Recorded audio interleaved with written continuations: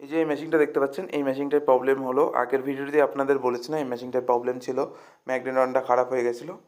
So চলুন এই ভিডিওটা আপনাদের দেখিয়ে দিচ্ছি ম্যাগনেটনটা চেঞ্জ করে যে মেশিনটা ওকে হয়েছে বা হয়নি।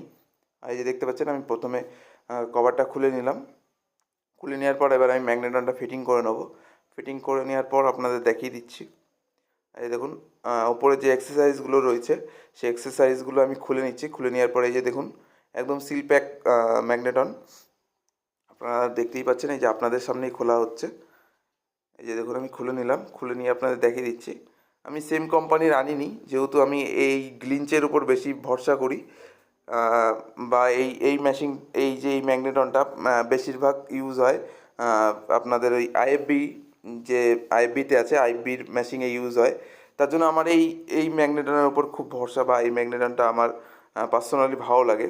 তার জন্য আমি এই ম্যাগনেটনটা ইউজ করি ম্যাক্সিমাম ক্ষেত্রে। সো আমি এর জন্য এই কোম্পানির ম্যাগনেটনটাই এনেছি।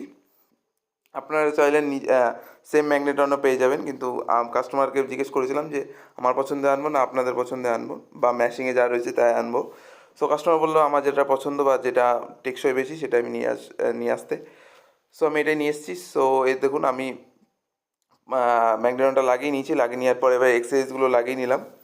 সো চলুন এবার অন করে আপনাদের দেখিয়ে দিচ্ছি মেশিনটা আদৌ সাকসেস হয়েছে বা হয়নি, চলছে বা চলছে না। এই দেখুন তার আগে আমি ওভার হিটিং প্রোটেক্টরটা লাগিয়ে নিলাম। সো এই যে দেখতে পাচ্ছেন, এবার আমি টার্মিনালগুলো লাগানোর পরে যে আমি লাইন দিয়ে দেবো। এই যে দেখুন মেশিনটা আমি লাইন দিয়ে দিলাম, লাইন চলে এসছে, আগের ভিডিওতে দেখেছেন লাইন ঠিক আছে, কিন্তু মেশিনটা কিন্তু গরম করছিল না। এই যে দেখুন আমি কাপের ভিতর জল দিয়ে দিলাম, জলটা দেখে নেবো বা আপনাদের দেখিয়ে দেবো গরম হয়েছে বা হয়নি। এই দেখুন আমি জলটা দিয়ে দিয়েছি, এবার আমি স্টার্ট করে দেবো। এই দেখুন আমি টাইমারটা দিয়ে দিয়েছি, এবার টাইমারটা শেষ হয়ে গেছে। এবার আমি কাপটা বের করে দেখিয়ে দিচ্ছি আপনাদের যে গরম হয়েছে কি না।